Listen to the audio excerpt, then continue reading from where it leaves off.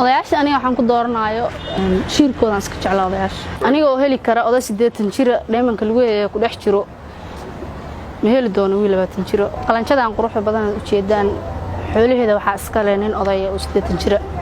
fadlan muuqaalka ii share garay galmudug waxa iska soo daba dhacaya dhacdooyinka cajiibka ah ee laga soo warinayay deegaanadaasi haddii aad maqli jirtay gabar lagu qasbay oday ama nin da ah in ay guursato daawada waxaan hadda ku hayaa gabar iyadu dalbanaysa nin da ahaan ka weyn oo ciroolo ah si ay nolosha ula qaybsato gabdhaha hadda muuqaalkan daawanaya aniga waxay ila tahay inaan ka aqli badanahay sababtoo ayka habeen walba dhooc 20 jir la hadlaan oo ciyaalsiya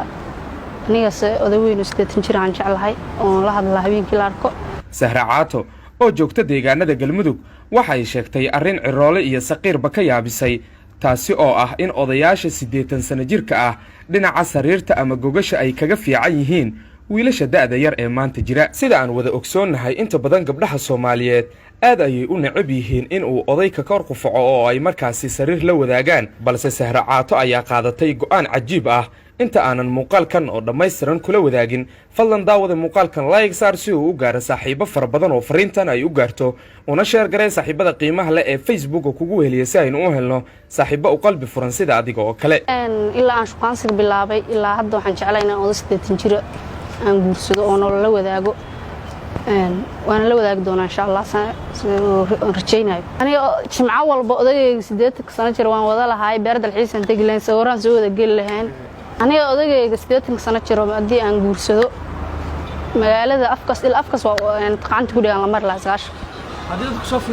haddii soo fiiriyaan waxa ay galaniga dad qof walba jacayl odag 80 jirkaan jeclaa macnaha Sahra Caato oo ku nool deegaanada galmudug ayaa sheegtay in aanay doonayn guursanayna nin da'diisa ka hooseysa 80 sano waa arrin la yaab leh waxay sheegtay in wiilasha yaryar aanay jacayl iyo naxariis waxba ka aqoon oo ay iyadu si gaar ah uga hesho odayaasha waaweyn ee ciroolayaasha ah iyadoo xustay in odayaasha ay shirkooda jeceshahay magacay waa Sahra Kuweyn waxaan joogaa degmada Gurceel waxaan gabadh ugu caateysan degmada Gurceel mustaqbalka waxaan jeclaan lahay nin oday 80 jir inaan guursado aniga odayaashu way naxariis badan yihiin dhan walba way ku fiican yihiin odayaashu wax karad waaye dhooc 20 jir aanay ugu faca mudoonayo Soomaalida hore wuxuu ugu mahmaaday naag ninkii dhali kara dhaqi kara halka odaga 80 jirka kama suurtagelayso inuu inta ku soo waco oo ku dhaho naaskaada ay tusi iyo kilkiladaada ay tusi iyo futadaada ay tusi kama suurtagelayso laakiin wiilka 20 jirka inta ku soo waco wuxuu ku leeyahay asagoon xitaa wax wajiga ka leeyaan la arkin naasahaada ay tusi iyo video ii soo diray horta badan dadku waxay dhahaan odayaashu dhanka sariirta kuma fiicna balse aniga waxaan aaminsanahay odayaasha dhanka sariirta boqolkiiba boqol way ku wanaagsan yihiin aniga odagaan jeclahay ilaa 8 saac waan wada hadalnaa sababtoo ay taan waan is jecelnahay anigana waan jeclahay isagana waan u jecel yahay marka kalama maarano waqti walba waan isla wada hadalnaa habeenkiina badanaa waan wada hadalnaa ilaa adiga 8 saac laga gaarayo waan hadalnaa hooy dhalinyaro aniga hay soo wicinina taleefankii waa iga degdeen aniga wiil dhalinyaro inuu isoo waco ma doonaayo